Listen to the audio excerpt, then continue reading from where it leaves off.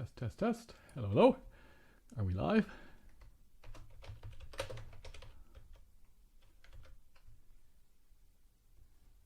Just 1 second here.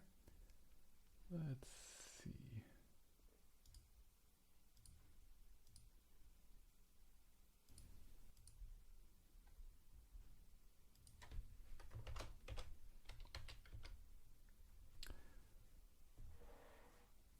Okay, I think we're live. Ah, excellent. Hi, Victoria. Let me just bring this up. And there we go. So yeah, we're just going to hang out here for a moment as I check to make sure that the live stream seems to be working. Let me know how the audio volume is. Looks like I could maybe turn that up a little bit more. Test, test, test. And then at 1 o'clock, we're going to pop over to the watch page for the actual video of the Toccata and Fugue, which yeah, it's just a partly a YouTube thing, right? Because I want to try and get views on that rather than try to embed it in this live stream. So I'm going to post the link to that in the chat, and it's also in the video description down below. So let me just copy that and paste that. If I can, there we are, paste. Oh, excellent. Seeing a lot of people in chat. Hi everyone. Yeah, so I'm hanging out here in Victoria, BC on the West Coast. It's just about 1 o'clock. Looks like there's other people from West Coast, Los Angeles, UK, from Germany. Fantastic. And yeah, really excited about this video. So 2017, I think, is when I first performed the Toccata and Fugue, and I'm going to show you a little clip from the Rio Harp Festival when I performed that after we watched the music video. And and from Brazil, excellent. So yeah, the very first time I ever played this piece or performed this piece was in Brazil, in Rio, in 2017, and then made a few changes from that when I first started playing it, and finally now have taken the music and entered it into Finale and have an arrangement and a video. So I'm really excited to share this video. Quite happy with how it turned out. And then afterwards we'll come back here and I'll tell some more stories. I'll show some. I filmed my feet for that video, but didn't end up really using it because I really like just the sort of the continuity of just seeing my hands. But I'll play little clips of my feet as well. And yeah, so it looks like this stream's going okay, I think. Again, let me know if there's a problem with the audio. And excellent. Sacramento, Nashville, Ireland, fantastic. And yeah, so the let's see, we got a couple minutes before the video premieres. And let me try and make sure that I have that open in another window. So it's been a while since I've done a live stream, actually. I should be doing more. Hope you're all doing well in these strange times. So yeah, I've been missing being able to play with other people, right? It's kind of weird that way. Trying to do some online collaborations is great, but it's not the same as playing with other people in the same room. But certainly great that we do have this capabilities of connecting online.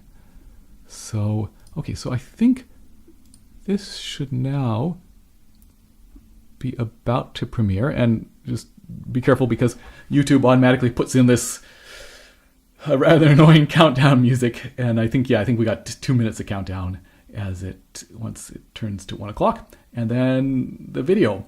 And so this, again, I've been wanting to record this video for quite a while, and oftentimes, right, you finish a tour, the piece is maybe in good shape, but you're kind of exhausted and wanting to take a break, and then by the time you're ready to record it, it's not in your fingers anymore as well. And so, yeah, this, of course, having this sort of extended time at home I thought it was the perfect time to record this.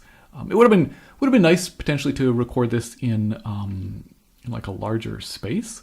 But I don't know. I'm really quite happy with how this works. So how this worked out.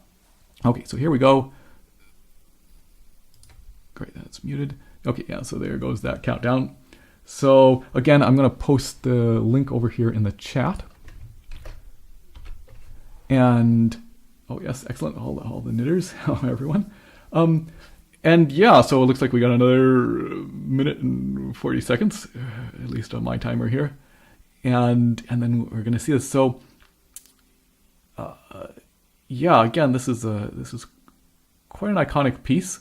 It's interesting because, of course, there is some doubt as to whether Bach actually wrote the Toccata and Fugue. You can research that, but regardless, it's become, of course, that opening, right? That dee-da-dum is certainly one of the most recognizable openings of any piece of classical music, and not maybe the most immediate thing you think of as being something to play on the harp, but I think it does work very nicely and tremendous fun to play.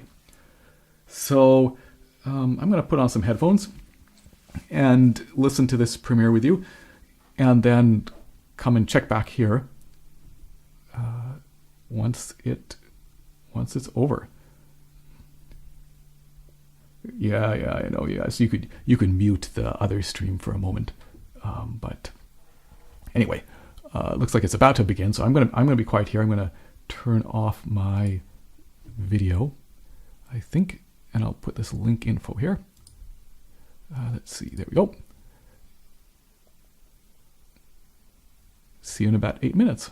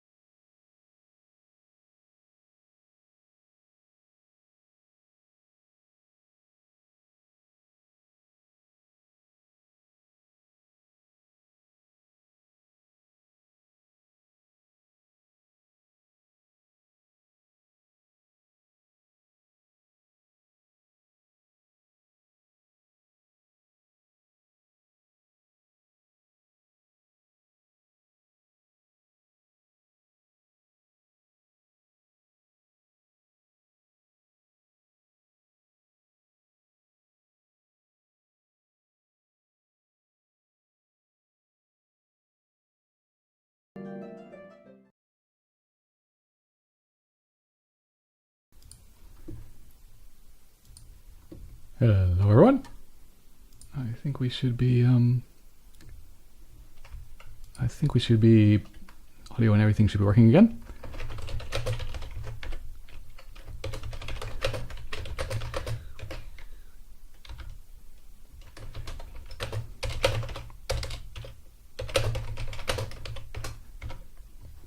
Okay, let me see. That seems to be working. Awesome. Excellent. Hi everyone. So yeah, hey, thanks for tuning in and watching that. Sorry, it's a little bit weird to go back and forth between the two video sources, and I'm not sure if I muted the this live stream. You might have been hearing the Toccata in both places, but yeah. So there it is, and quite a piece, as I say. And I mentioned earlier that there is actually some dispute as to whether Bach wrote this. I didn't know about that when I first started playing this, and it's funny because as I started working on it in the fugue, I thought this just doesn't really sound like Bach, because he really likes to develop in terms of moving through the keys. So I could certainly see that maybe it was written by some contemporary, but not by Bach. But again, it is listed as Bach's work, and anyway, you can do some research. It's kind of interesting to think about it, and of course, regardless of who wrote it, it's such an amazing and fantastic piece. And I mentioned that I played it first in 2017 at the Rio Harp Festival, so I thought I'd just share a little clip of that for you. So let me see if that will work. Here we go.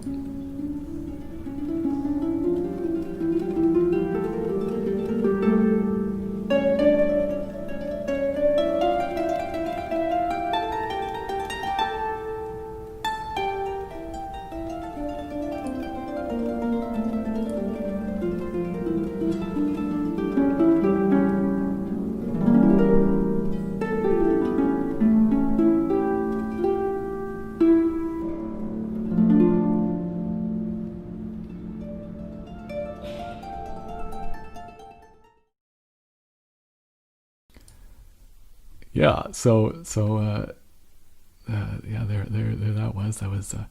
So you can see that was soon after I'd actually finished my arrangement. So it wasn't memorized yet, and I mentioned in an episode talking about using the iPad for sheet music that that piece was the one that forced me to mark in where I was going to change. You could maybe see the foot pedal there. Change the specifically where in the music I was actually going to use my left foot to change the page, because there are so many pedal changes in certain sections that I couldn't just rely on getting to the end of the page or something. I had to specifically mark in the spot. And in fact, here, let me play you a little another clip of the feet in action, which didn't make the final video.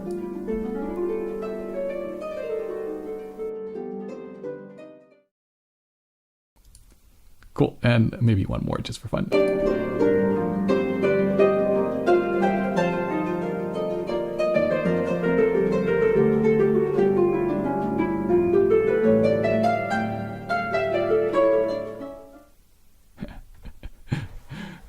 So yeah, and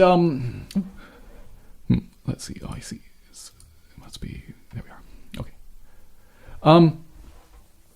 So this piece, I think, right at the moment, if you've heard it on harp, you've probably heard the Amy Turk version, which has, I think, 8 million views or something. But I first heard it played by a Russian harpist, Varvara Ivanova. Fantastic harpist, right? An amazing performance. And yeah, because again, it's not necessarily the type of piece that you would immediately think, oh, this is perfect for harp.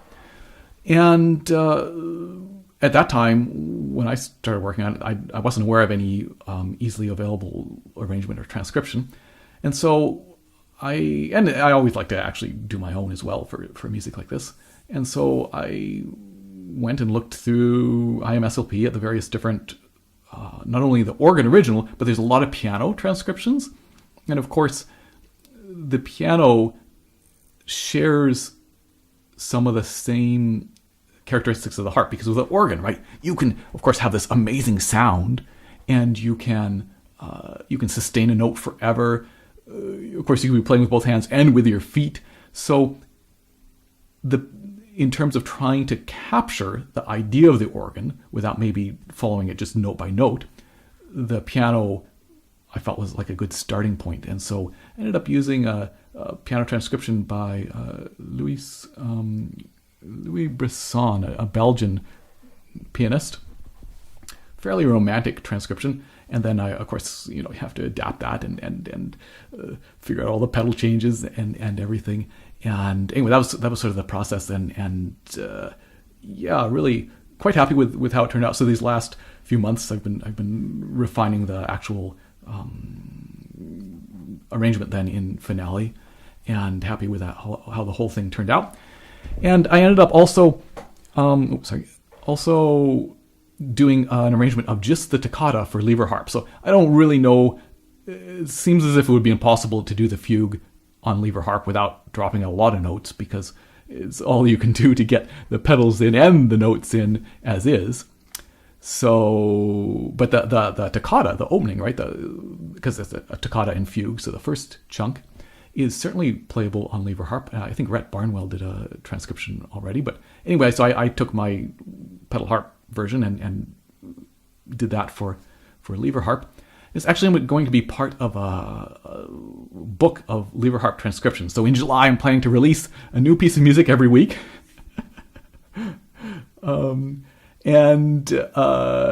next week is going to be my original composition that you heard me start in Harp Tuesday episode 178. So that's been finished for a while, and that's going to come out next weekend.